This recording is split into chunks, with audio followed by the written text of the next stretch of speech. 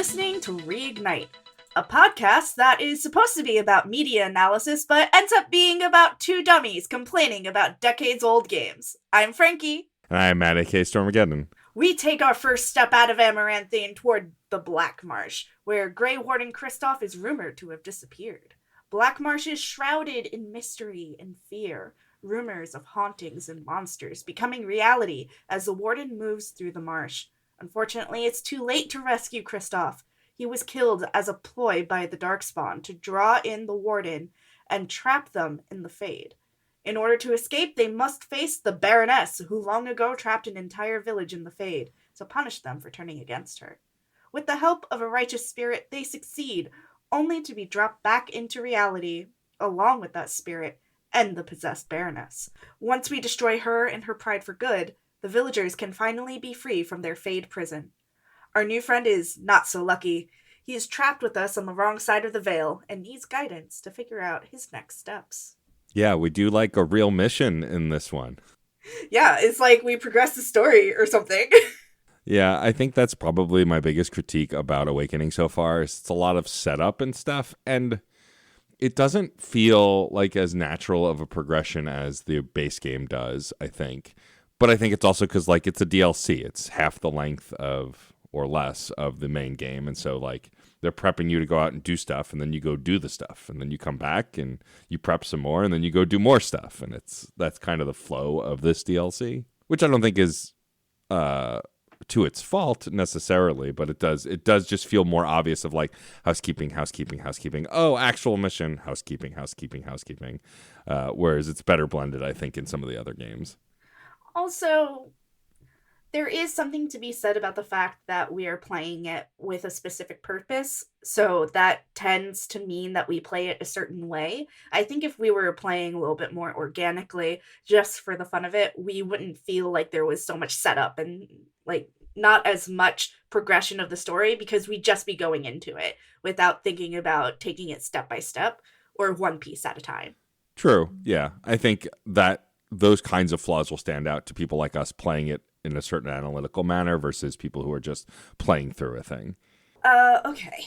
So let's just get into the meat of it. The first thing that I want to bring up is this initial cutscene that we see as we enter the Blackmarsh. Mm-hmm. Instead of just being dropped onto the map and being able to walk of your own accord, there is a cinematic showing of the Warden and company walking into the Blackmarsh together, and then you see a group of wolves, or a pack of wolves even, to use the correct terminology. You see a pack of wolves eating and tearing apart a white animal of some kind. It's hard to see from the distance between the carnage and the Warden what exactly it is.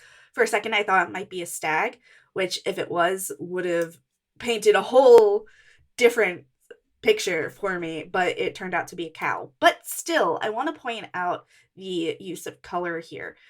Because the cow is pure white, this is a foreshadowing of what happened to Kristoff. We are already getting this impression that hope does not survive in the Blackmarsh. Yeah, it's very... I mean, I think up until this point, it was pretty obvious that Kristoff wasn't going to survive, but this kind of is the nail in the coffin as far as, like, foreshadowing his fate and what we'll find when we get deeper into the Blackmarsh. Yeah, exactly. I just thought it was a really interesting use of visualization and color. I'm thinking a lot more about these things lately because I joined a writing group, and these are things that you definitely know as a media analyst, as a writer, as, like, a creative in any respect.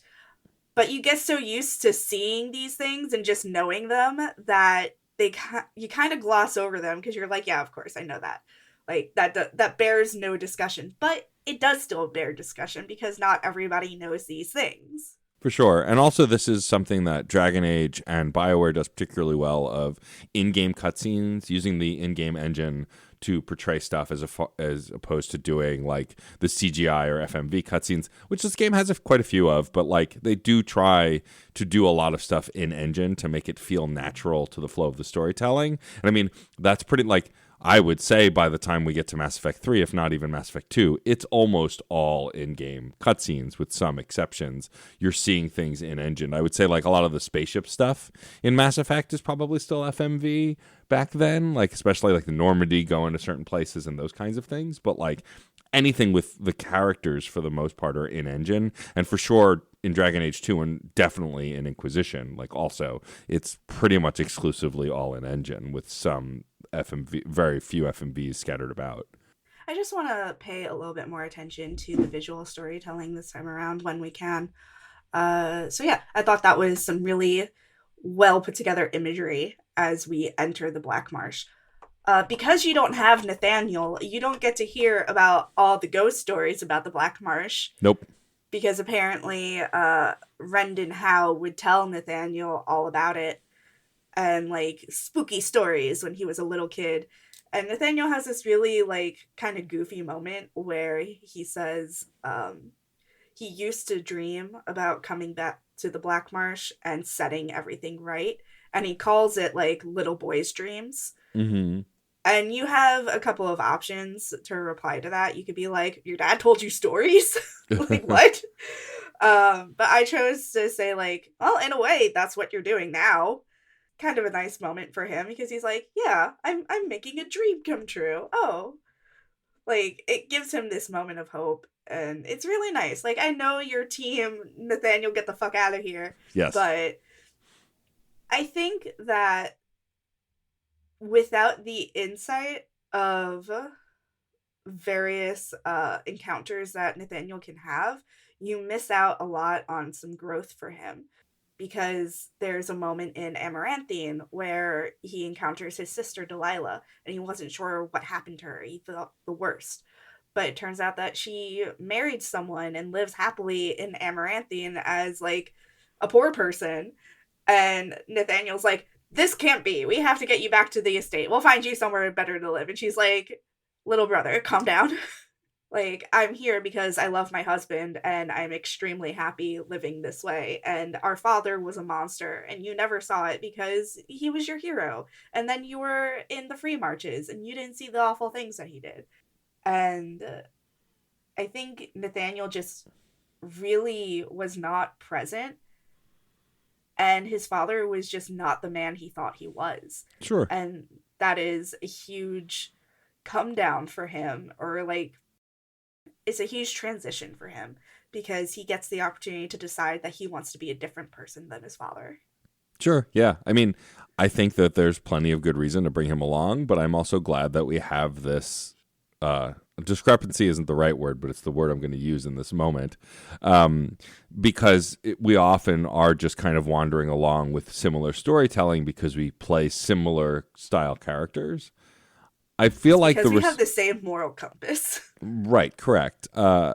It's why we need to have more assholes on this podcast. I think I'm just a little angrier than you.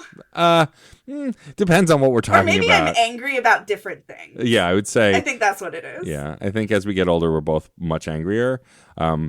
But yeah, I mean, it's we found it became a running gag in the Mass Effect seasons that we were both playing mostly Paragon with the same righteous renegade moments that if you didn't take, you were a cop.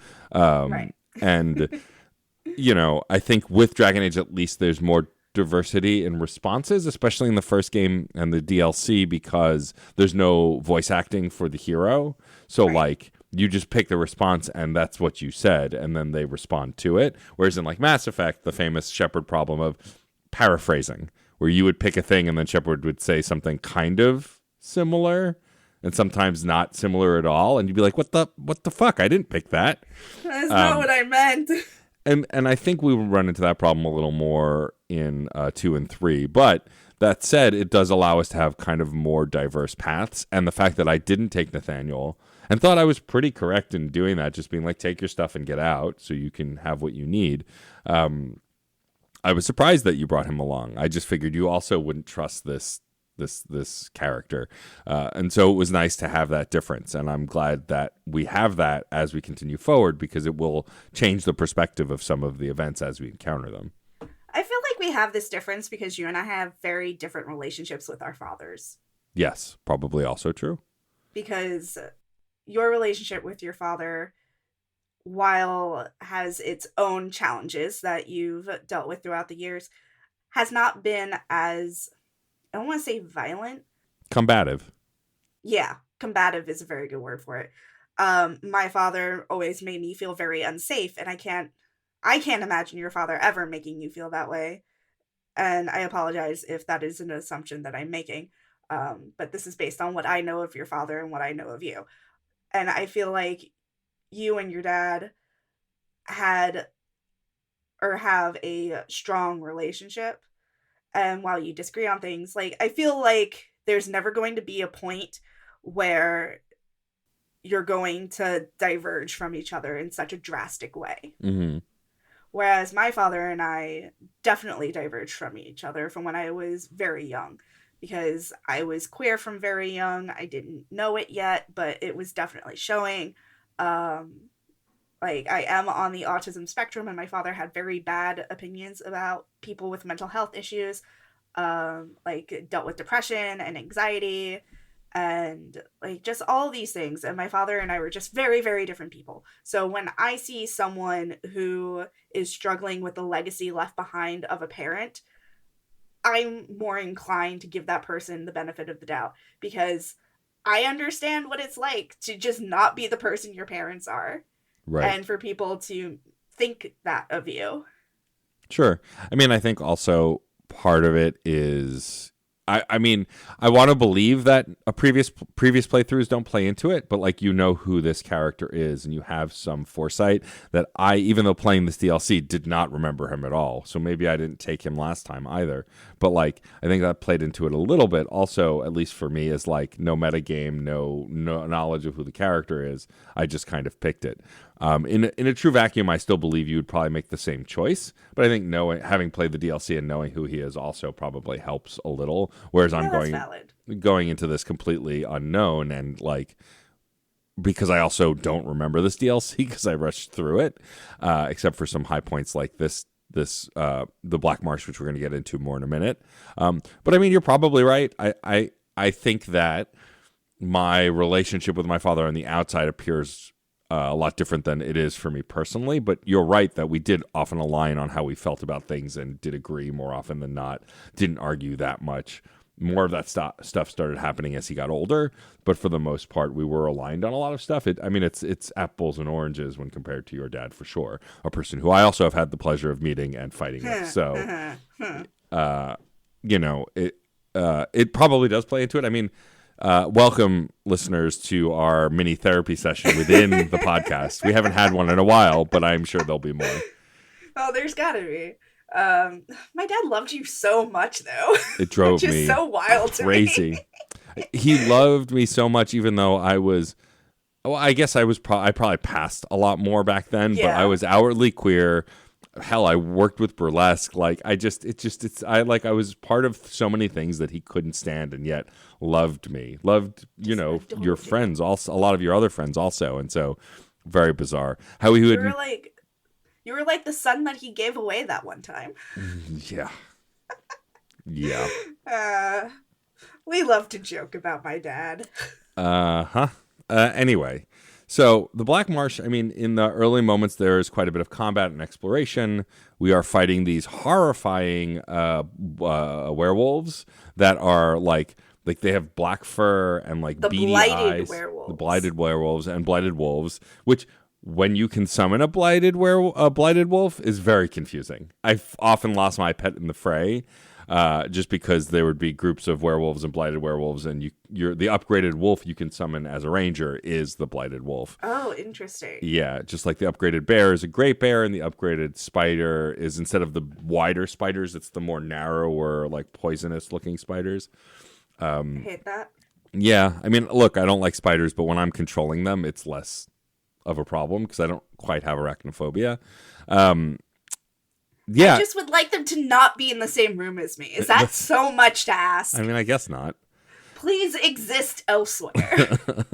But yeah, I mean, the combat here is pretty straightforward. There's some exploration. There's this kind of dilapidated town that you can move through to like find things as you progress the story. However, we do encounter a new enemy here. I think you encounter them in all of the dungeon locations, but I think so. this is the first time we encounter them because we're doing this one first.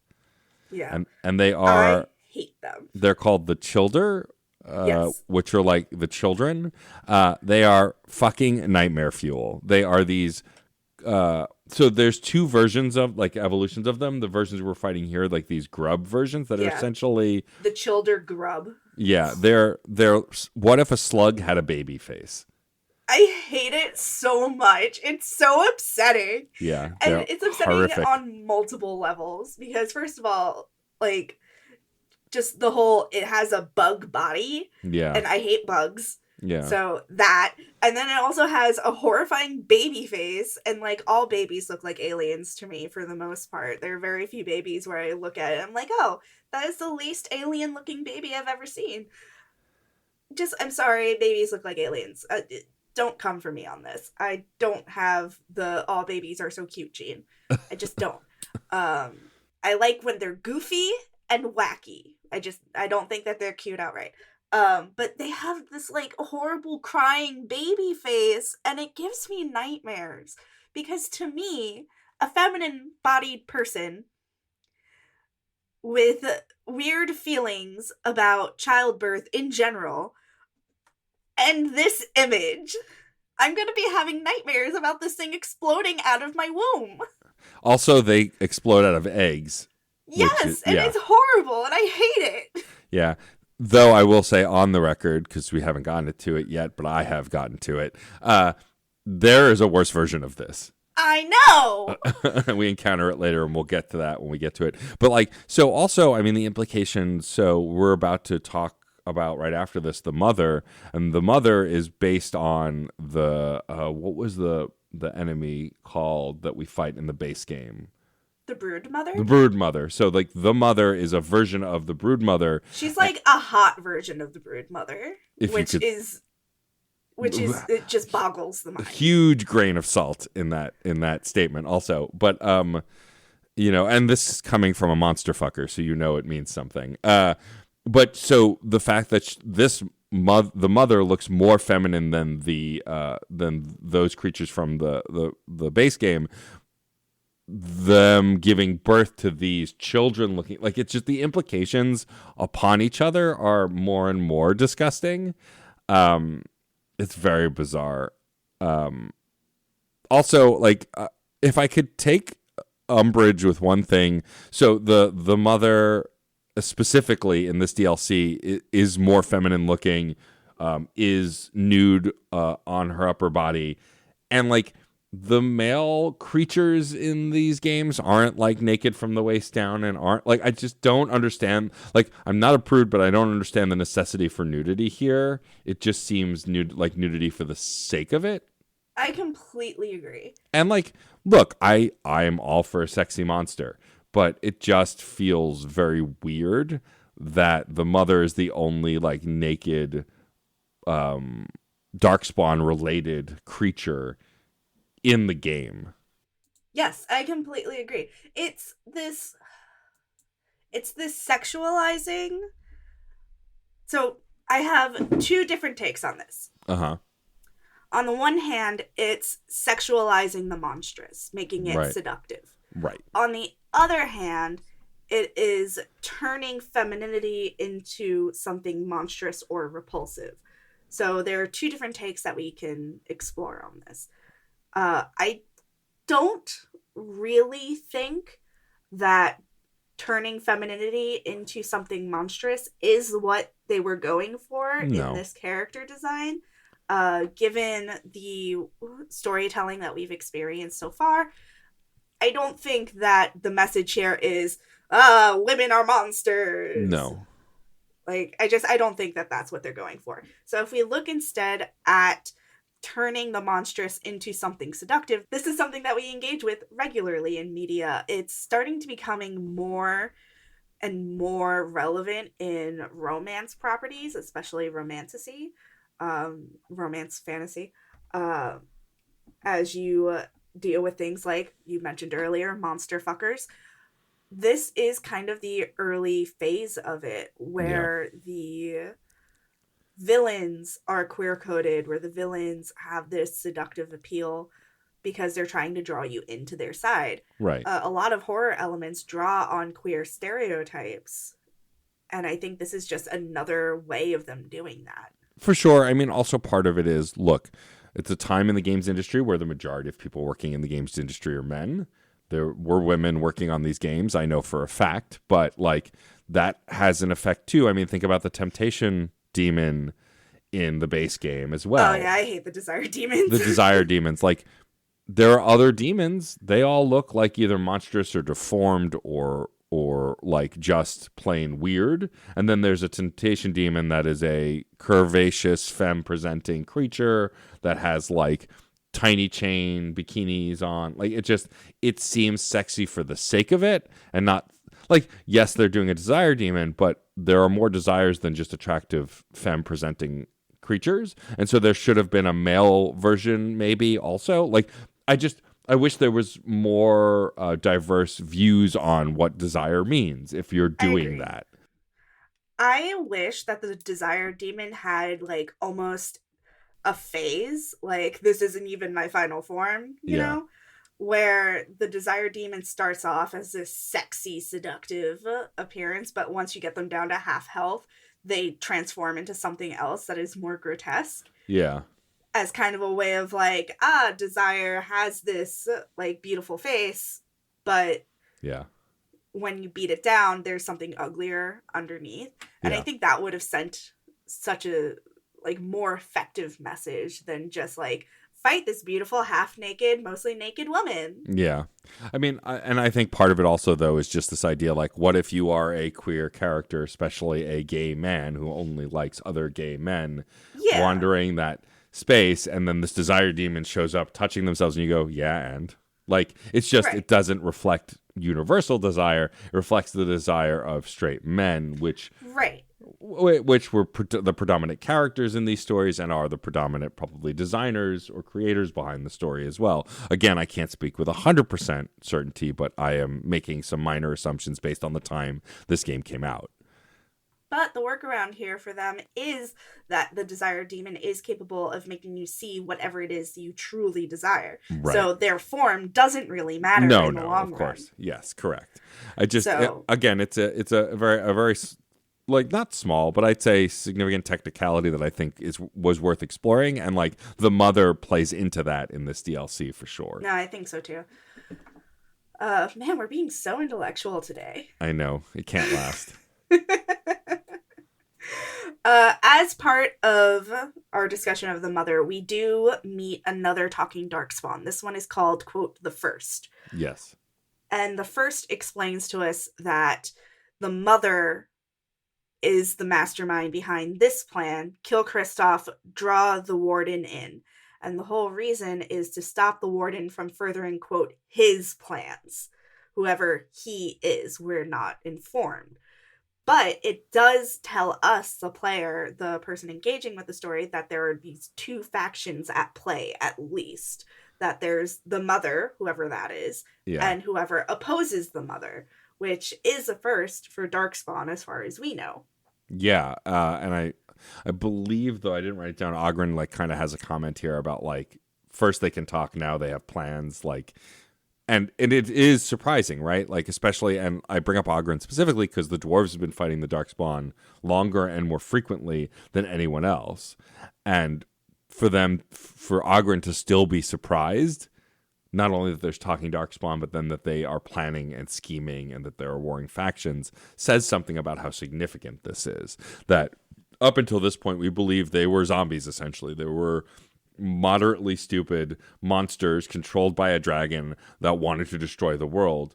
But this is showing that while that's the predominant narrative, there are versions of darkspawn that maybe existed before even the blight existed, or are not attached to the blight, that have their own wants, needs, and desires.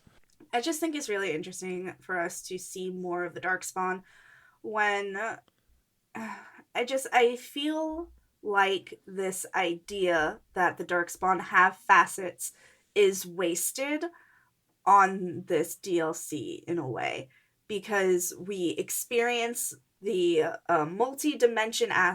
multi-dimensional aspects of the Darkspawn here, only for them to go back to being mindless zombies following the instructions of a greater power. Yeah, and also I think part of it, the waste, is the fact that there's a whole DLC where you play as Darkspawn, yet we don't get to discover any of this. Like, imagine if that DLC was a preview of Awakening, and like you got a glimpse of these other factions while fighting the final battle or whatever. I just think that it's a good idea that doesn't have much follow through, and then even in the following games, like, has even less, which we have the foreknowledge of that people playing this for the first time wouldn't. Right. Okay, so the first introduces this idea that there's a warring faction and sets the trap, or springs the trap of getting us stuck in the Fade. Unfortunately for him, this magic that was given to him by the mother also traps him. Yeah, traps him as well. But also, I think it's really curious that the mother is so powerful that she can send us to the Fade. Yeah. Like, she's able to give him the power to send us to the Fade. Like, that's not something Darkspawn can do. No, not typically. So, what the fuck? Yeah, and so he's really pissed that he's stuck here, but then, like, he's vows to find a way out. Meanwhile, did you click on the floating boat in the center area to have the conversation with Ogren?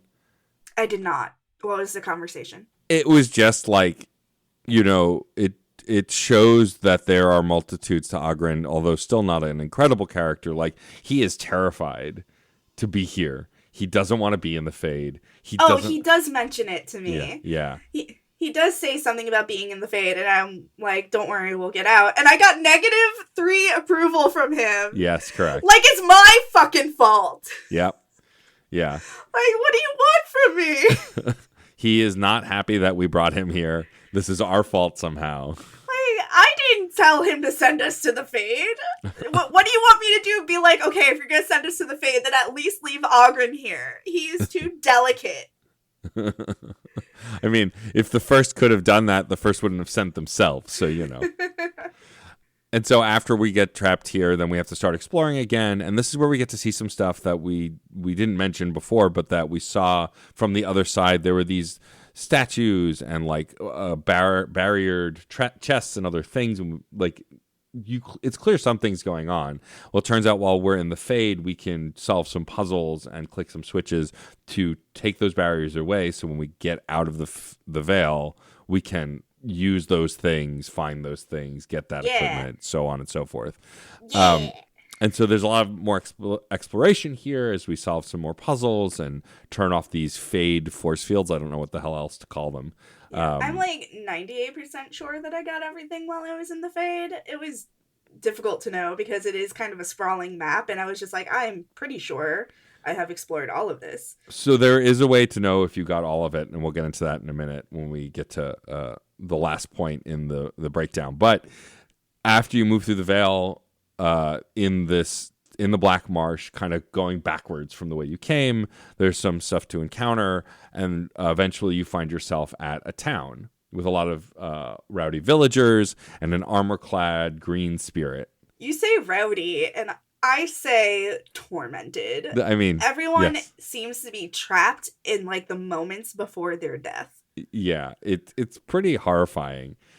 But there is a green spirit that refers to itself as the spirit of justice, trying to break down a gate to attack the Baroness and free everyone. I just want to jump back a little bit from that point. As we cut around the back of the like fortress that the Baroness is inside of, we meet a villager who is praying over a grave. And suddenly we're attacked by skeletons. Yes. And she's like, quick to the crypt. And she leads us on a chase, but we still have to fight these skeletons anyway. Yeah. So what the fuck is the point of us running? But if you follow her all the way to the end, it turns out that she's not really a villager. No, she is a demon, and you can either negotiate your way out and she'll leave, or you have to fight her. I intimidated her. I was like, do you really think that you can take us? And she was like, Good point. I will let someone else handle you and take whatever's left. Goodbye. Yeah, I didn't intimidate, I charmed, but essentially did the same thing. Like, Amazing. come on, do you really want to fight us? Does this even feel necessary? Like, you probably have better things to do. And she left, and I didn't have to fight her. But yeah, it's kind of the kind of betrayal that's kind of rampant in Dragon Age a little bit. Like, come, help me, please. I'm going to kill you instead. And it's like, okay, all right, fine. Yeah. And then I was really confused because as you're running along following her, there is a branch off that you can take to grab a bonus. And I do that and I continue on. But I didn't realize that there was a continued path beyond that point. Yeah. So I'm like, where am I going? Yeah. How do I get to where I need to go next? So I had to go back and forth a couple of times, which was annoying because you had to fight your way in and then you had to fight your way out a little bit. Yeah. I'm like, why? Yeah, I was like, I came from this way. Yeah, why are you here?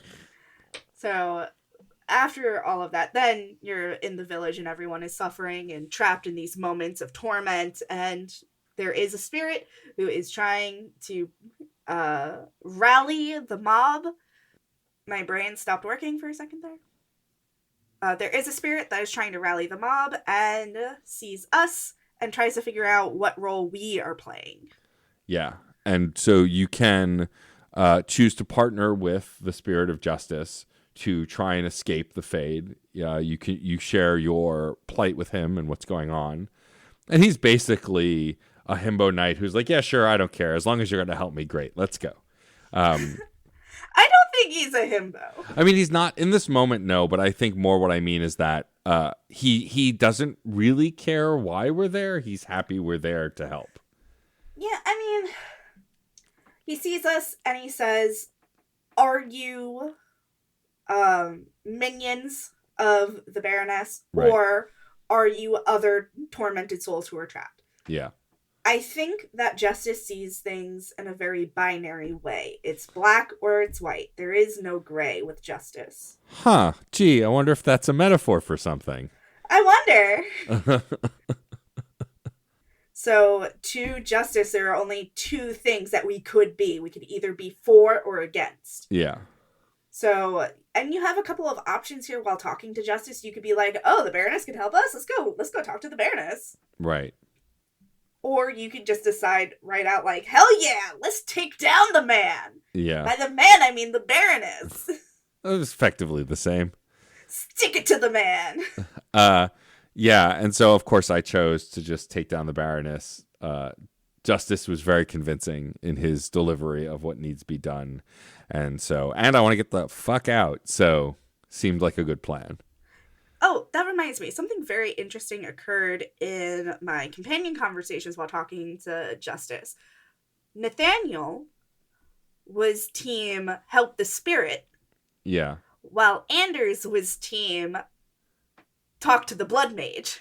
Yes. I had which I thought was very peculiar. Yeah. For me, it was less peculiar because it was Ogren was team help the Valiant Knight and Anders still talk to the blood mage. And that seems more predictable to me, at least on Ogren's end, right? Like, first, much of a fuck up as he is, he does have this kind of spirit of justice, of righteousness.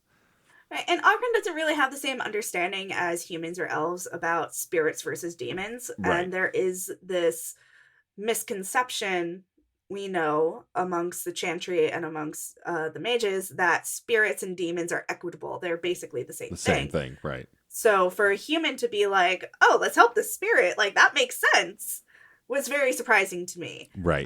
It could be argued that Nathaniel's not mage, so maybe he doesn't quite have the same upbringing or the same concept.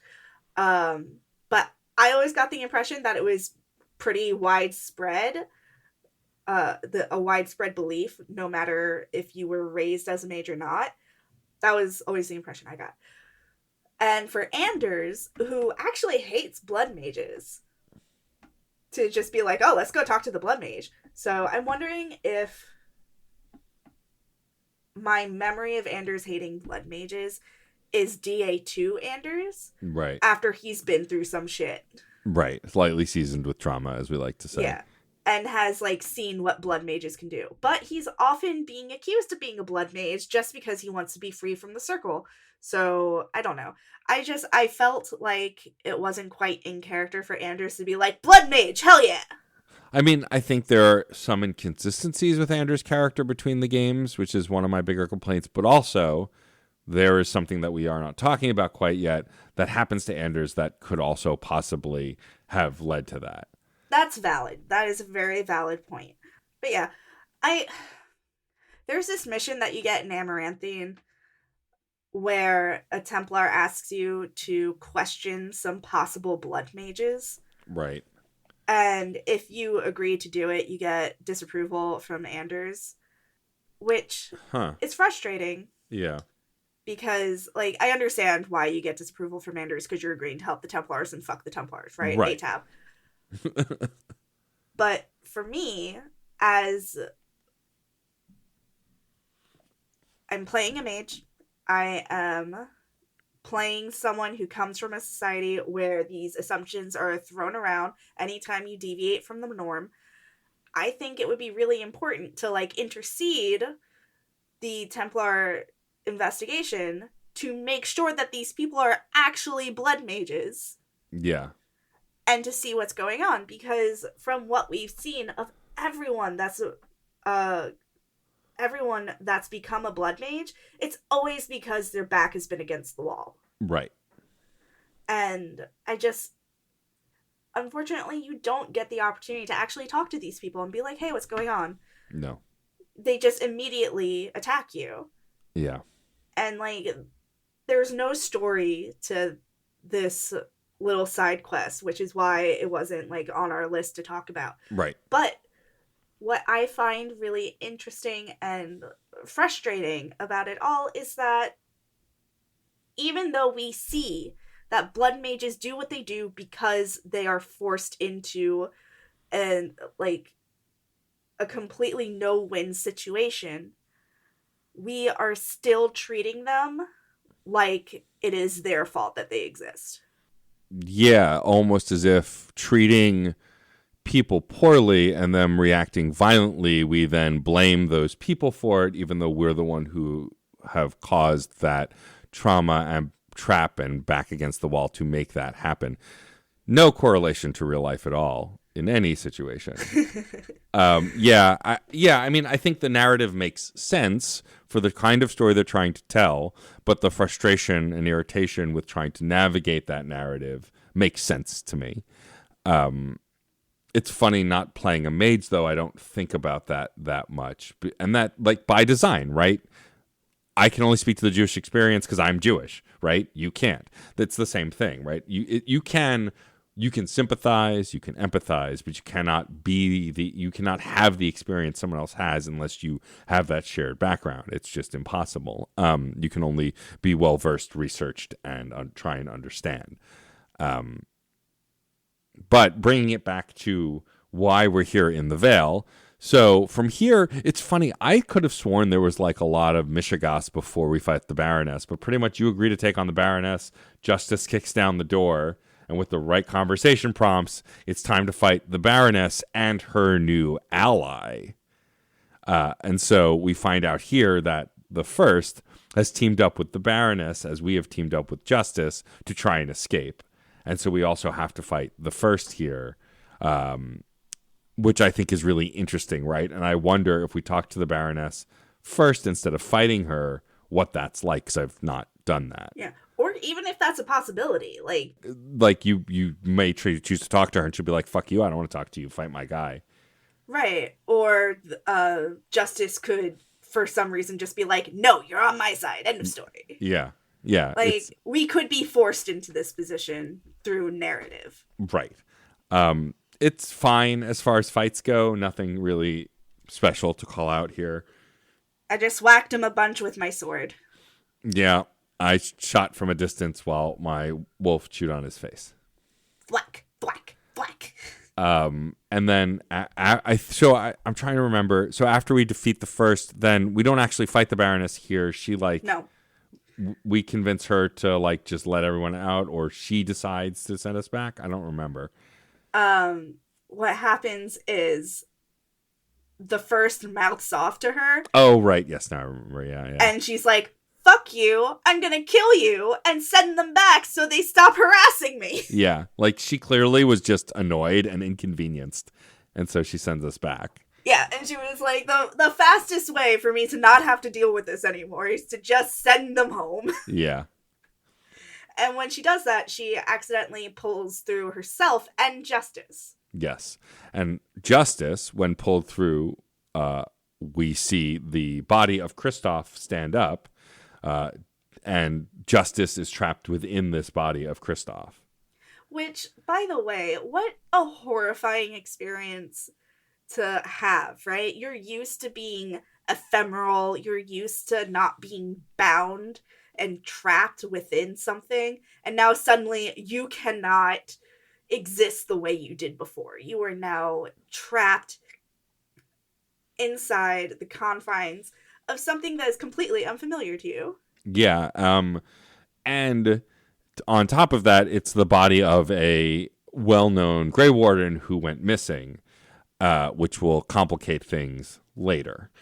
But Justice is very upset with this ordeal, but doesn't have much time to process it because the Baroness is also very upset that she is stuck here and decides to take it out on us. She's not upset. She's actually real fucking jazzed about it. Well, actually, you're right. Yeah, she's not upset. She's excited to take over the world and kill everyone. Yeah.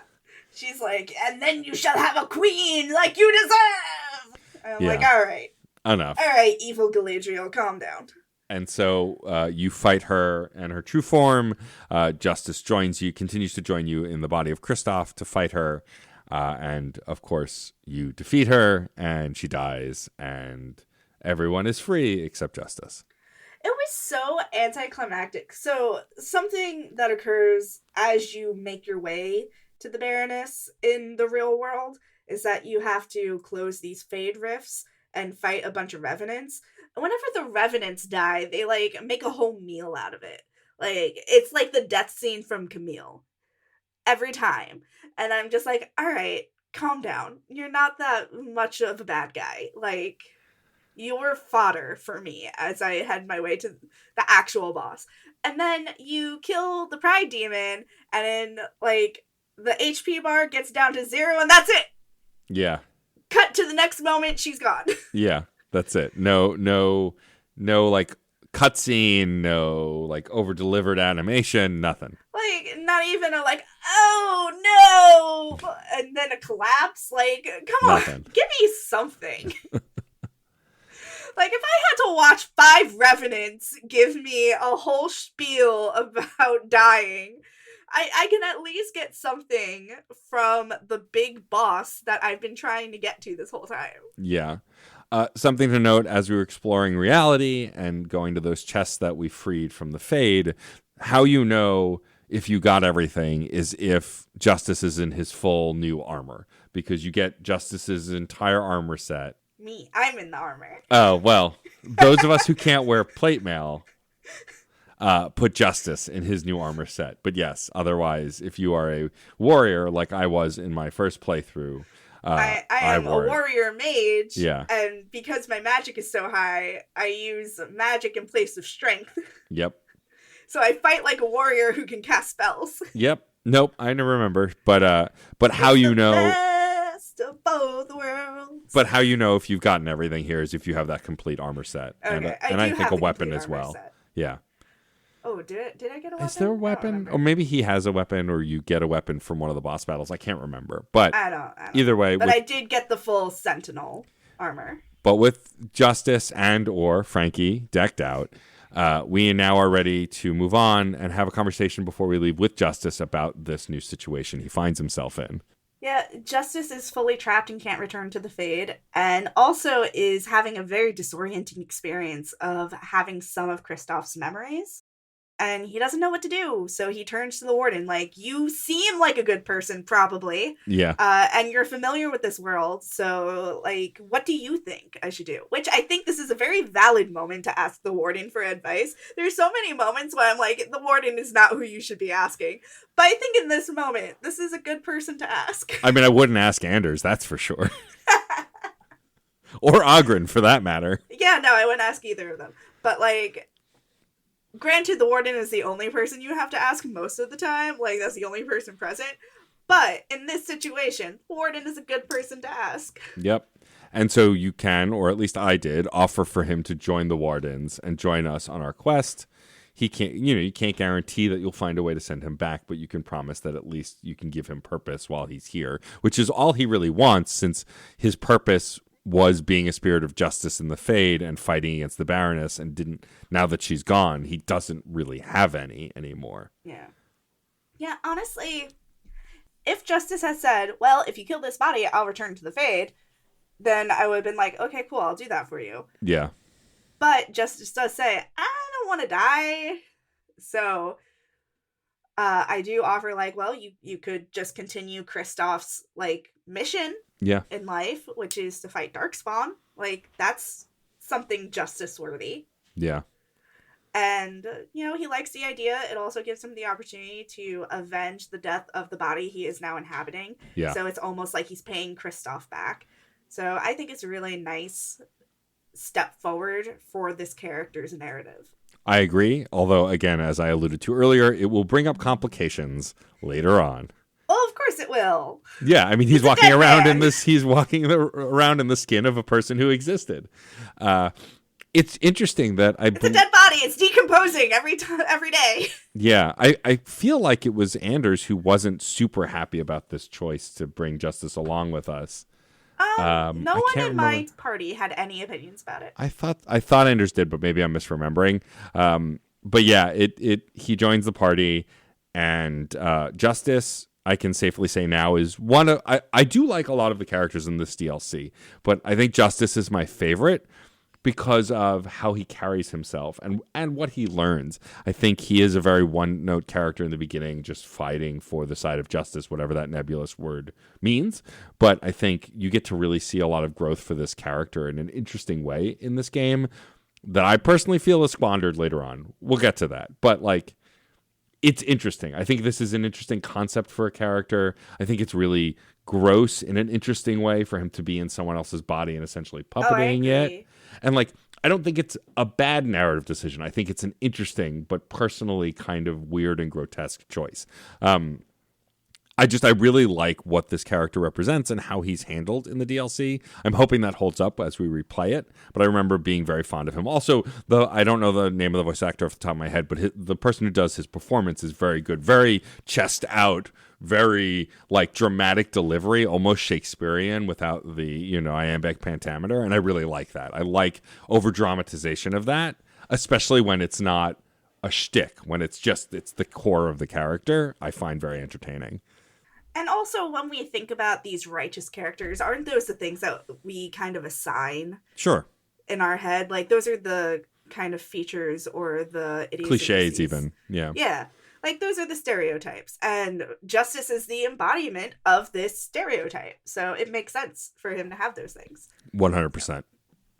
And it also makes sense for him to be one note when we first meet him, because he is one thing. And then as he spends more time in the body of a human, he starts to learn that humans are not just one thing. So I think it's really interesting. Me too.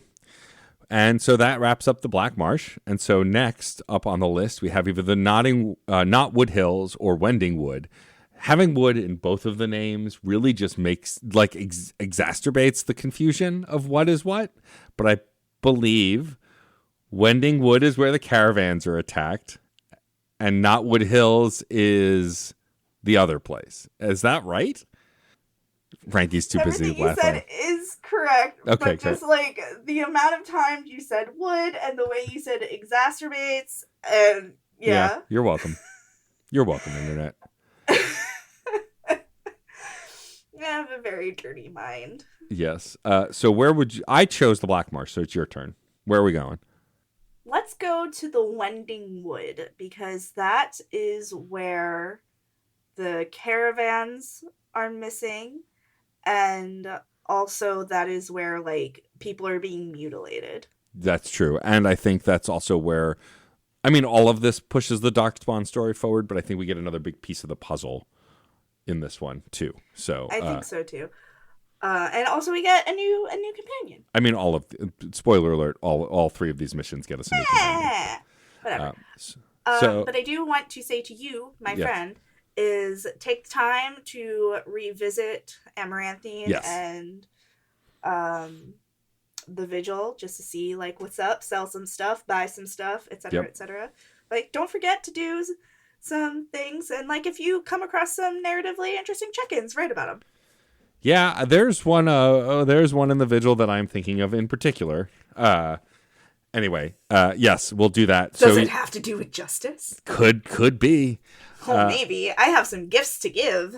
So we'll do that. We'll pop back into Vigil's Keep and Amaranthine really quick. Not doing, like, we're not going to do the underground dungeon or any of that stuff yet, but just checking in on some stuff, picking up some more quests. I mean, we might. If it's available, might as well. It only takes like 5 minutes to do. That's true. And then we will head to the Wending Wood. So that is what we're doing for next time. Play that stuff to keep up with us, or don't play it and just come along on the ride with us. Either works. And if you like what you heard here, you can follow us on social media. We're at ReignitePod on Twitter, Blue Sky, Tumblr, Instagram, Facebook.com/ReignitePod, or you can send us an email over at reignitepod@gmail.com. You can also find us on Twitter at Frankie B. Writes and DJ_Stormageddon. And on Blue Sky, we're Frankie B. Writes and DJ Stormageddon. No underscore for that one, because Blue Sky doesn't like them. Don't forget to rate, review, and subscribe on your favorite podcatcher if you can. Just like Kaz2814 via Apple Podcasts. Kaz gave us 5 stars and said, do you want to hear two people talk about fighting against the existential crises of sentient squid spaceships and dragons with the souls of gods in them? Maybe about how they helped a jellyfish make a movie or got a young dwarf into a magic school. You get all this and more on Reignite, my absolute favorite BioWare-based playthrough show on Al Gore's internet. Am I biased because they had me on as a guest once? I'll never tell. But Matt and Frankie continue to be a pair of the most thoughtful gamers around, and I cannot recommend this show for Mass Effect and Dragon Age fans enough. Thank you, Kaz. We really appreciate your 5 stars. Thank you, Kaz. We appreciate it. Tell all your friends. So, if you want to help us get seen so other people can find us, rate, review, and subscribe. We're also members of the Certain Point of View Podcast Network. You can visit certainpov.com to find more nerdy podcasts, each with a unique point of view. You can also find a permanent invite link to our Discord server on the website as well to join in the conversation. Also, there are permanent links to the Discord server as well as Spotify and Apple for rating and review purposes in the show notes down below. So you don't even have to go looking for it. You can just go look in the show notes. I continue to be but a humble PhD researcher. If you enjoy what I do on this show, then kick me a few bucks on Venmo at FrankieBrad is hella rad. Also, I have taken in a foster cat named Miss Delaria Wells. If you would like to show some love to the foster that I am helping, they're called Friends of Rescue Northern Ireland, and you can find them on Facebook. Awesome. As for me, you can find me in all the usual places. The best way to support the other stuff I do beyond this podcast is to go to the Fun and Games Patreon page, patreon.com/funandgamespod. There is a free tier to subscribe, so you get my articles and some other stuff. I'm going to be publishing Frankie's paper on our Patreon this month, which I'm really excited to do. As well as I will be at PAX East in March. It is, I believe, the second to last weekend of March. Jeff and I will both be there covering the show for Fun and Games. I will hopefully be able to get a bunch of really cool interviews. And so if you want to know more about that, please also follow Fun and Games Pod. We'll be posting more about where and when and what we're doing. No panels this year for us, although we'll be attending plenty of them. Just mostly coverage of the event like we've done in years past. So if you're going to PAX East, let me know. I would love to see you and say hi. Hell yeah. We'd like to thank the one and only Case Aiken for developing amazing t-shirt designs that you can find over at certainpov.com or on the Teespring. Also, Case designs our individual episode show art. Thank you, Case, for designing that as well. Case is pretty great, but you know who else is great? Radic Wade and Echoes of Oblivion, who is responsible for our theme music. Thank you so much. Also, the one and only Red Spinks for designing our brand new logo. To see more of his work, you can follow him at KSDoesArt on Instagram. That's it for us. I'm Frankie. And I am Matt, aka Stormageddon. Remember, Grey Wardens. In war, victory. In peace, vigilance. In death, sacrifice. Okay, bye.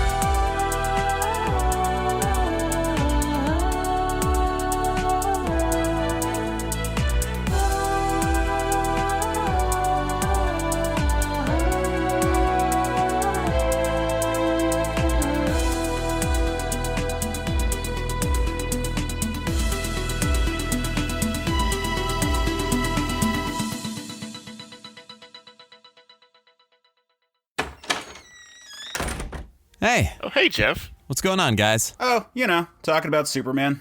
Oh, cool. I could talk about Superman. I could talk some more about Superman. We know. I'll bet a few people would want to get in on this. I'm down. You know it. That sounds like fun. I'll do it. Cool, let's do it. We can call the show Men of Steel. And you can find it at certainpov.com. Or wherever you get your podcasts. Yay. CPOV. CertainPOV.com.